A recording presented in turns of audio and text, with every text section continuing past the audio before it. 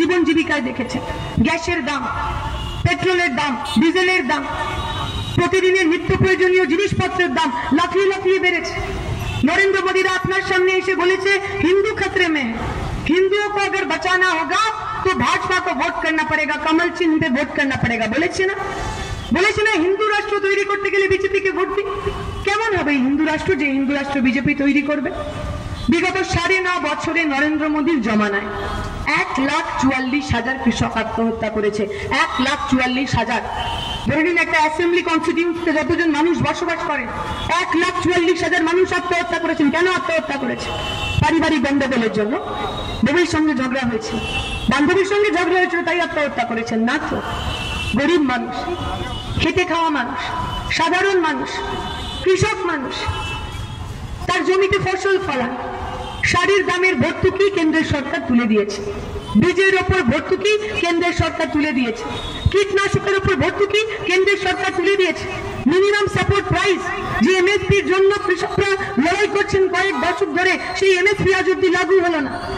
সাধারণ মানুষকে, গরিব মানুষকে যদি কৃষি কাজ করতে হয় সরকারের কাছ থেকে ঋণ নিতে হচ্ছে, লোন নিতে হচ্ছে, কৃষি ঋণ নিতে হচ্ছে। আর কৃষি ঋণ নেওয়ার পর ওই বড় বড় যে হিমঘরগুলো রয়েছে, হিমঘরগুলো বড় লোকদের, সেখানে তারা জিনিসপত্র মজুত করে জিনিসপত্রের দাম কমিয়ে দিচ্ছে। যে কৃষক 12 ঘন্টা 14 ঘন্টা ওই ক্ষেতের মধ্যে পরিশ্রম করলেন, তার তৈরি করা ফসল নিয়ে যখন বাজারে যাচ্ছেন, তার যেটুকু লাগত লেগেছিল, যেটুকু টাকা ফসল ফলাতে লেগেছিল, সেই টাকা পর্যন্ত পাচ্ছেন না। করবেন কি? গরিব শ্রমিক, গরিব কৃষক, মহারাষ্ট্রের খরা অধ্যুষিত অঞ্চলের মানুষ দিনের পর দিন যে ফসল সে রক্ত দিয়ে ধান দিয়ে তৈরি করেছে, যখন বাজারে নিয়ে গিয়ে তার মূল্য পান না, বাড়িতে এসে যখন দেখেন তার ছেলেটার মুখে দেওয়ার মতো খাবার নেই, কি করবেন সেই বাবা? যে বাবা তার চোখের সামনে তার ছেলেকে মেয়েকে বুকা পেটে বসে থাকতে দেখে, তার তো কিছু করার থাকে না, সেই তখন পলিডল খেয়ে কীটনাশক খেয়ে আত্মহত্যা করে। কৃষকরা বারবার বলেছে কত ঋণ, 1 লাখ, 2 লাখ, 3 লাখ, 10,000, 15,000, এই একটা কৃষি ঋণ ছিল। কৃষকরা বারবার বলেছেন কেন্দ্রের সরকারের কাছে আমার কৃষি ঋণ মুকুব করে দিন। বিজেপির সরকার মুকুব করেন। সেই একই সরকার আম্বানি আদানিদের 150 কোটি টাকার কর্পোরেট ঋণ, 150 কোটি টাকা আমার সরকারি ব্যাংক থেকে ঋণ নিয়েছেন কর্পোরেটরা, 150 কোটি টাকা ঋণ নিয়েছেন, সেই ঋণ ফেরত দেননি। কেন্দ্রের মোদী সরকার সেই ঋণ মুকুব করে দিয়েছেন, কিন্তু গরিব লোকের, গরিব কৃষকের ঋণ মুকুব করেননি।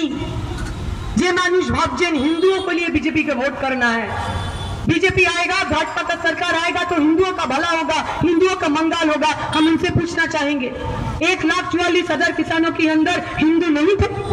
नरेंद्र मोदी तो बोलें 70% হিন্দুর দেশ, সংখ্যাগরিষ্ঠের দেশ, তাহলে ওনার হিসাব অনুযায়ী ওই 1,44,000 মধ্যে অন্তত 80,000 হিন্দু মানুষ। শুনেছেন কখনো বিজেপিকে, নরেন্দ্র মোদীকে?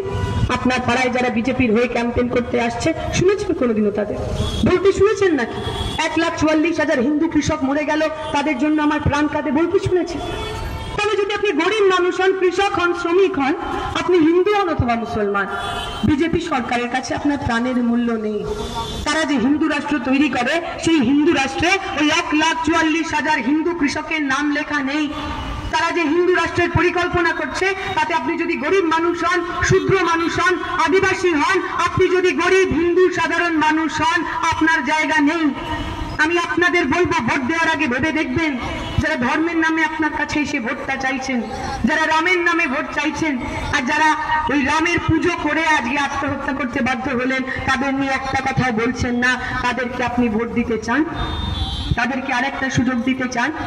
যারা প্রতিদিন আমার আপনার রাজনীতিতে ধর্ম নিয়ে কথা বলছে, তারা বলবেন একবারের জন্য ওয়ার্ল্ড হাঙ্গার ইন্ডেক্স, বিশ্ব ক্ষুধার সূচক, তাতে আমরা 107 থেকে 111 নম্বরে নেমে গেছি।